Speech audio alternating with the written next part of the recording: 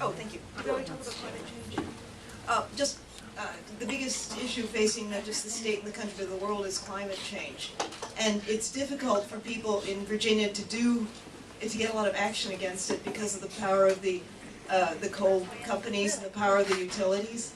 And we've seen what an activist attorney general can do to hassle people who are trying to do something about climate change.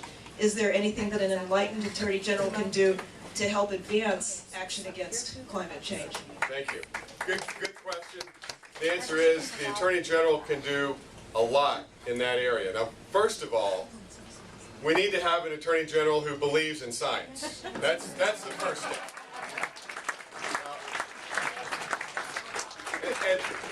And when Ken Cuccinelli went after Mann, the researcher at UVA, that was one of those that really told me this is going to become a pattern with him. You know, sometimes there are gray areas in the law, but he has so manipulated the law. No reasonable attorney, in my view, could have reached the conclusion that the Fraud Against Taxpayers Act could be applied to basically persecute a researcher. And the Attorney General did it because he disagreed with his ideas and his conclusions, which is downright un-American.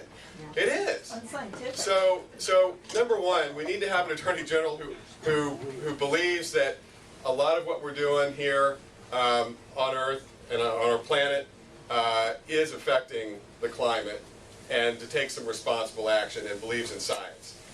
We also need to send a message that's the complete opposite of what he did.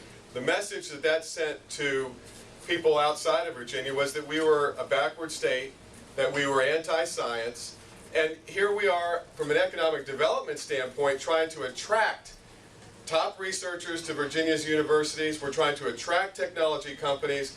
Well, if you're a researcher who's thinking about bringing a research team to Virginia, why would you do that if the Attorney General is going to come after you and subpoena your data? You're not. Or at least it's going to be, you know, you're not going to do it.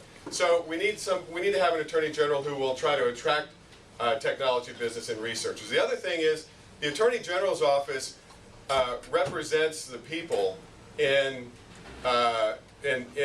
before the State Corporation Commission when utilities are being regulated. So that's another area that the Attorney General can do a lot on, is in consumer protection and looking out for the people. And I've often talked about really the powers of the office in terms of its history. It started off, the Office of Attorney General has a storied history and goes back to the courts of medieval England, when the judge or the king figured out it's a good idea to have a lawyer to look after your property and your money. But then the job grew into protecting the king's interests all over, and then when the United States was established and our forefathers founded this nation, the Office of Attorney General changed. And instead of protecting and defending the king's interest, it was to defend and protect the public interest. And that's what the Attorney General does. The Attorney General is the guardian of the public interest. And so in proceedings before the State Corporation Commissions, when utilities are there, the Attorney General represents the public interest.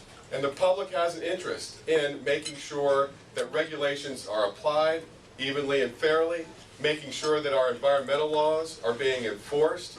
And those are the kinds of things that an Attorney General can do.